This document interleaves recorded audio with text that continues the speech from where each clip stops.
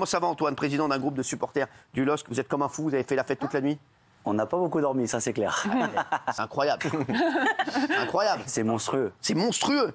Alors, est-ce que vous comprenez que les images de la fête fassent polémique? Bah, clairement oui, mais je ne sais pas si vous êtes au courant, à Lille on est tous vaccinés, ça y est.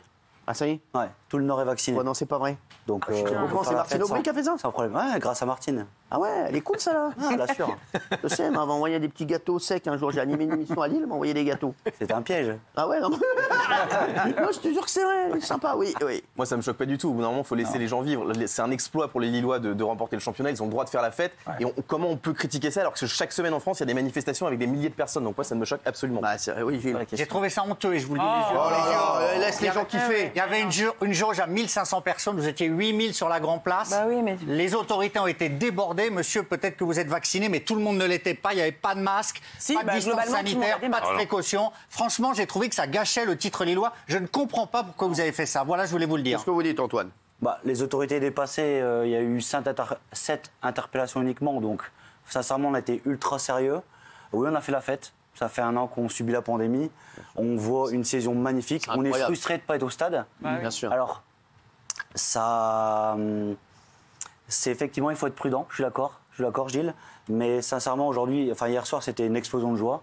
Et je pense pas qu'il y aura d'incidence particulière.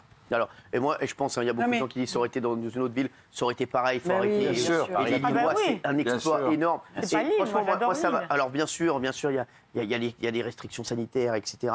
Mais à un moment, je vous dis, moi, ce qu'ils ont accompli, les Lillois, c'est un truc énorme. Lille, là, je peux vous dire, ça fait des semaines et des semaines qu'ils ne sont pas sortis, tous les Lillois. Et là, c'était une raison de faire la fête incroyable. Après, c'est vrai que vous me dites que tout le monde est vacciné à Lille. Il faudra dire bravo à Martine Aubry. Oui. Bah, surtout que le fait que tout le monde soit vacciné à Lille, c'est pas du tout un bon argument, mais vraiment pas. Parce qu'en ce moment, ce matin même encore, on nous a encore précisé et certifié cette fois-ci par tous les médecins que tu avais beau être vacciné, tu pouvais quand même être infecté et transmettre. Donc déjà, l'argument du vaccin, c'est irrecevable. Après, vous, autour de ce plateau, vous êtes tous fans de foot. C'était une boutade. C'était une blague.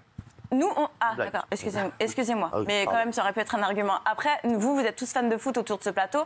Moi, j'en ai rien à faire du foot. Donc, quand je vois ça et qu'après, il y a des festivals de musique qui ne sont pas autorisés, bah, ça me fait chier. Là, c'est une fête qui est célébrée. Et alors, parce que vous aimez le foot, vous